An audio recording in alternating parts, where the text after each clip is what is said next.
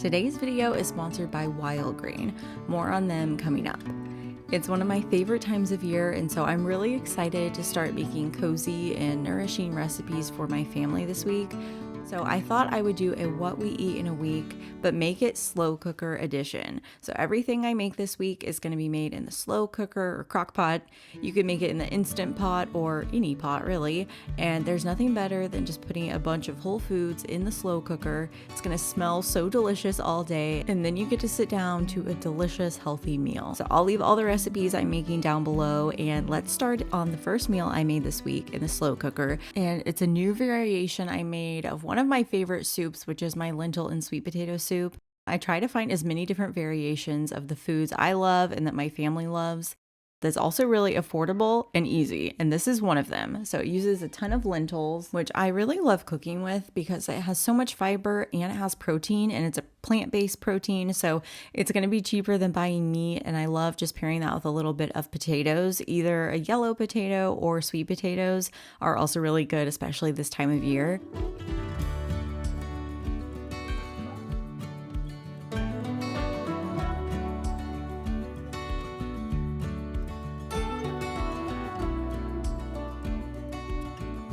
So I'll start by peeling all of my sweet potatoes, and then I'm going to cut them up into nice little bite-sized chunks.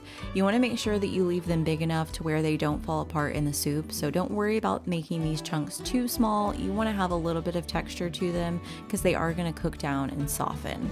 And then I'm also going to be using a bell pepper, and you could use a green bell pepper or a red bell pepper. Any will work, but I'm going to use green just because I like the colors and it's what I had in the fridge, so I'm going to use that up.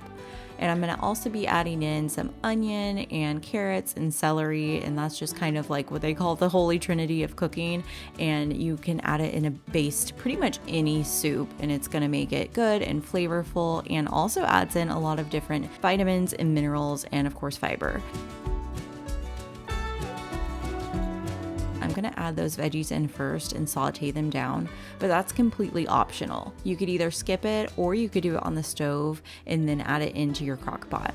But I'm going to saute those down just for a couple minutes because I love the function on this, and it just adds a little bit more flavor. So I'm going to salt and pepper that really well, get those veggies nice and soft and tender, and then I'm going to start adding in all of our different seasonings. And I'm just going to do it in a bowl first just because it's easier to show you all the different ones. But I'm adding in a mix of just delicious warming spices, and they also have so many health benefits. So I'm adding in harissa for a little bit of a kick, and it just has a great smoky flavor. Cumin, curry powder, smoked paprika, turmeric, and ground cinnamon and fresh nutmeg. It sounds really outrageous to add all these different spices, but I'm telling you, it adds the most delicious, warm, and almost curry flavor, but it's not quite that. It's a little bit different, and we absolutely love this soup. It's not something that's super overpowering. It just adds such a depth to your soup that was delicious with lentils. I think it paired perfectly with that.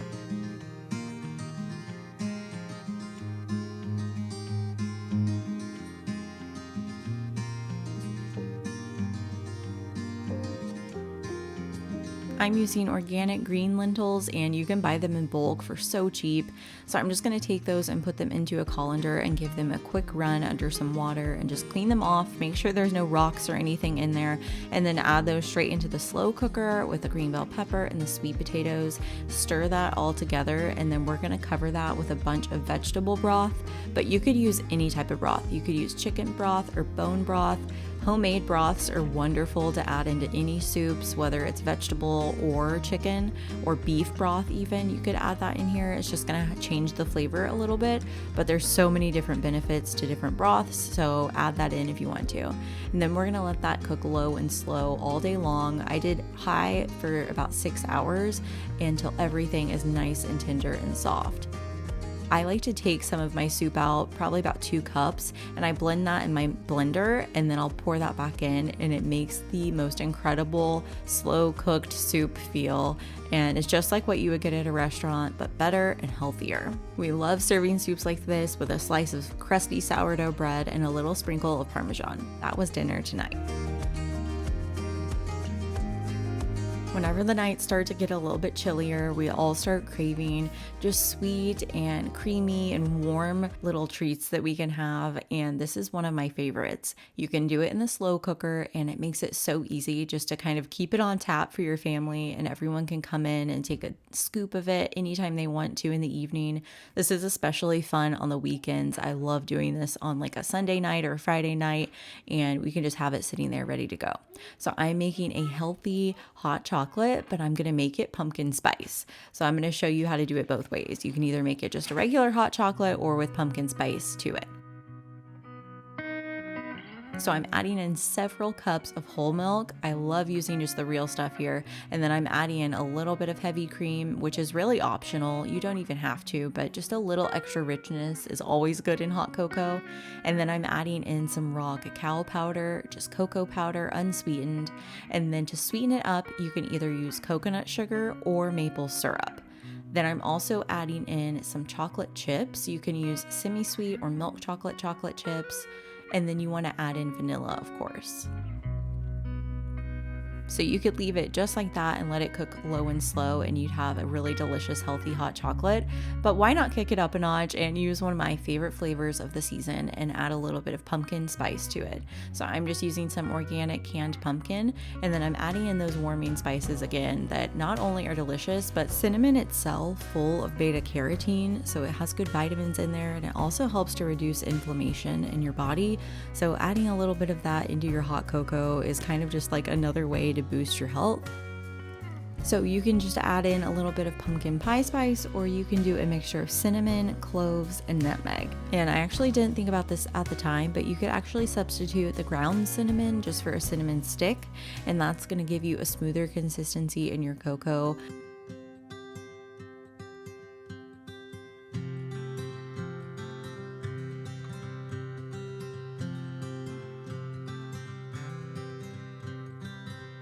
So to stir that all up and then put it on either low or warm for a couple hours until all of those chocolate chips have melted. And then the hack to making this delicious and frothy is using a little handheld milk frother and just putting that straight into the slow cooker or crock pot and blending that together. And you can do that every couple hours. So if you let it sit out for a while, you can let it sit out, but then that cocoa powder starts to separate a little bit. So just hit it again with the hand frother, and that is going to give you the most delicious, rich, and perfect consistency, healthy hot chocolate.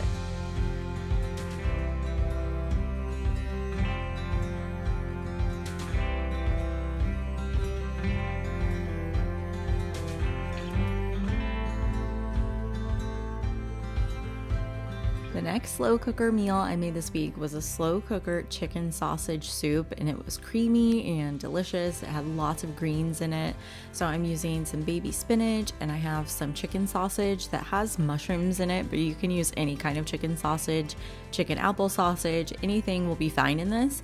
And then I'm gonna season it with some oregano and bay leaves, and of course we're gonna have carrots, celery, onion, and garlic. And then to fill the soup out and make it even more hearty and full of protein and fiber, I'm adding in a couple cans of Great Northern beans. And this couldn't be easier, and it is so delicious and filling and just a really quick soup you could put together. And because the chicken sausage is already cooked, you could put it in the crock pot in the morning, and then it could be ready for lunch. So this is really, really easy to make. I'm just going to take one package of chicken sausage. I think this was about a 12-ounce package, which is why I'm going to be using some canned beans as well. And I'm just going to chop those up into nice rounds. I kind of do it at an angle just to make it a little bit more beautiful to look at, but I'm just going to chop that up along with finely dicing my carrots and my celery and my onion, and then I'll crush my garlic. Now, once again, I'm putting in avocado oil in the bottom of my slow cooker, and I'm going to sear that meat a little bit and cook those veggies just a hair before I start actually slow cooking it. But you can completely skip that step. It's just optional, and I like that it adds a little more flavor. Just gets a head start on the cooking process. And you'll notice that I'm leaving the tops on the celery. So I'll trim it just a tiny bit to get off any sort of dirt on the very ends after I've washed it. But then I'll leave those celery leaves on there because those are just as good as the actual celery. So just go ahead and chop up all the celery from the bottom to the top and throw those leaves in, and it'll cook down just like parsley would.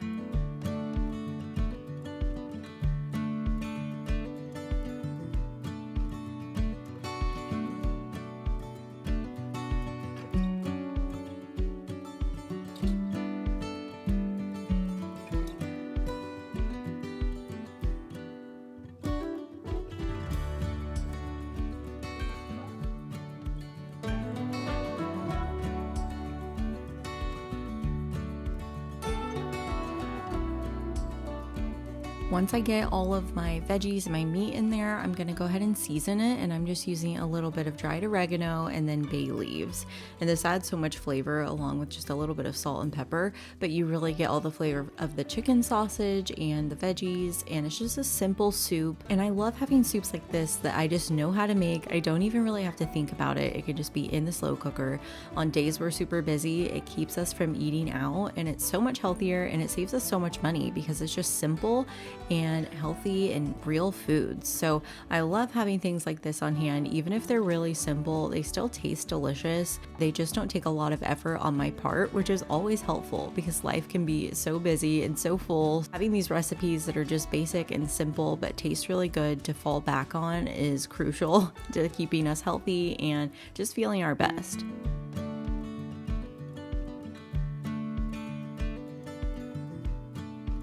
I want to take a second and tell you more about today's video sponsor, Wild Grain. You know, I love my sourdough, and I normally take a little break in the summertime and the warmer months and then get back into it in the fall and winter. And that is why I love Wild Grain, because it's the first ever bake from frozen subscription box for sourdough bread, fresh homemade pastas, and artisanal pastries. So I love the convenience of it. It gets shipped right to my house, and I can keep it in the freezer and pull it out when those times get busy, or when I haven't had a chance to make a loaf of sourdough bread that day, or need some homemade pasta to add in a soup or a stew. And they have different boxes, so depending on your lifestyle, you can get their regular box like I do and customize it, or you can do their plant-based box, or they even have a gluten-free box now. So if you're interested in gluten-free products, this is the place to get them, because unlike supermarket bread, Wild Grain uses slow fermentation just like you would at home. So you're getting that real quality sourdough, but in a convenient way, shipped right to your house. So it's super convenient. It goes from freezer to table in 25 minutes or less. I'm so excited to be able to share my offer with you. You can use my link, which is here on screen or in the description box, or just use code HEALTHYELIZABETH30 and you can get $30 off your first order plus free croissants for life. They're so good. You're gonna love them. We're gonna be serving that alongside our soup tonight from the slow cooker, and it's gonna be so yummy. So I'll show you what that looks like in a minute. So I hope you guys try it out, and thanks again to Wild Grain for sponsoring today's video.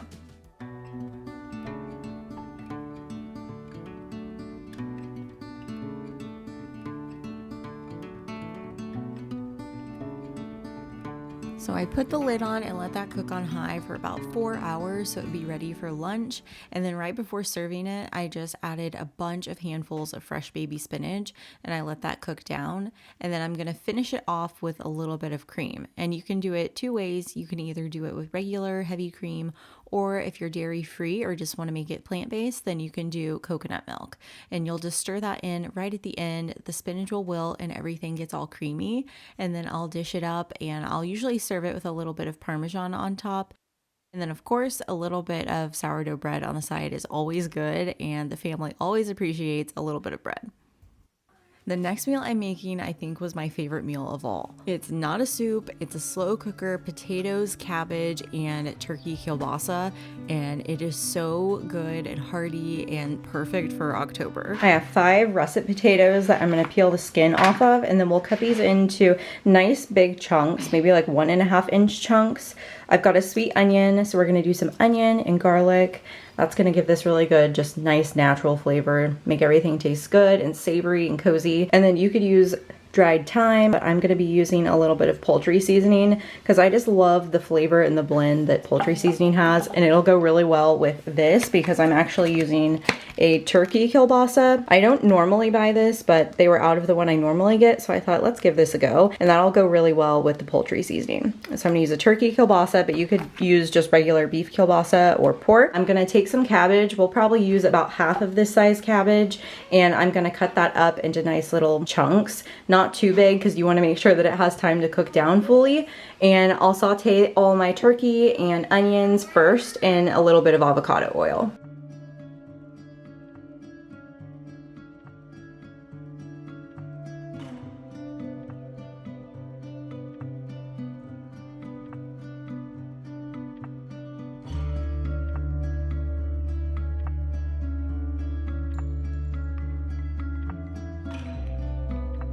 So I'm heating up a little bit of avocado oil mixed with butter just for some extra flavor. And I'm gonna get that meat seared a little bit on both sides, but that's optional, like I said.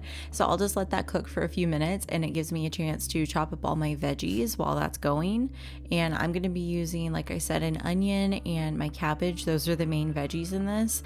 And it reminds me of like one of those sweet, I guess, German style cabbages that you would see around October. And it's kind of sweet and sour, and that's what we're doing in this dish. So after we saute everything, I'm going to finish it off with a couple ingredients that really bring out the flavor and just transform this into a really delicious and hearty dinner. This was such a hit with the family. I just crushed in a couple cloves of garlic. You could also use garlic powder if you need to make this really quick. Now to chop up my cabbage, all I do is I take off the outer leaves of the cabbage, and then I'll cut around the core, because you want to make sure that that part right in the middle that's super firm, that you're not going to use that in the dish because it's really firm and fibrous. So I cut around the edges, and then I'm just going to make long slices and then cut that into big cubes, and it'll cook down and soften and be the perfect kind of bite size.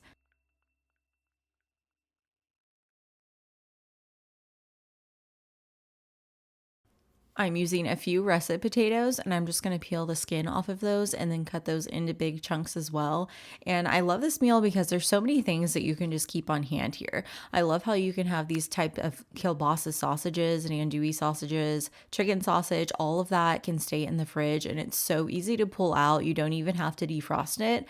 And then things like cabbage and potatoes and onions and garlic, I always have on hand. So this is so helpful when you need a quick dinner because you already have all the staples on hand. These are really great to have just anytime, but especially in the fall. So anytime I need to have a soup or a stew ready, I know that I already have things like potatoes. I'll have cabbage and beans, any sort of tomato product like canned tomatoes, diced tomatoes, tomato sauces, all of that, along with a little bit of fresh broth that I keep in the freezer now in little blocks using my silicone molds. I'll make a big batch of my homemade broth, and then I'll put it into those molds and just have it be frozen in the freezer so I can pull it out anytime.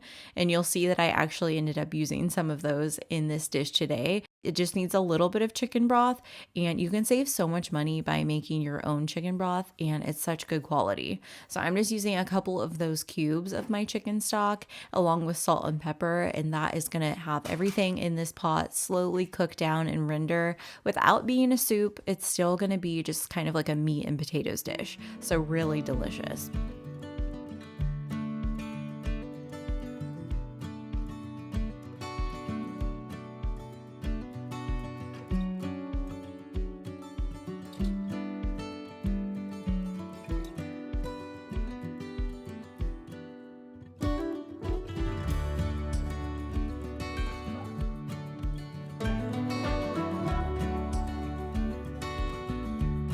So once you get everything in the slow cooker, just stir it all together and distribute that poultry seasoning, and then eventually that broth is going to melt down anyway, or if you added in fresh broth, then just stir it all together.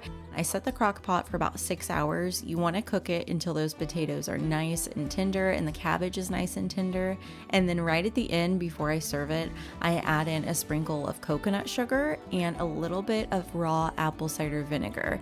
And the combination of the tangy vinegar along with the sweet coconut sugar turns it into kind of like a sweet and sour cabbage and potato and meat. And it is so perfect for this time of year. This is something you're going to want to make every single week. It's that good, perfect for families.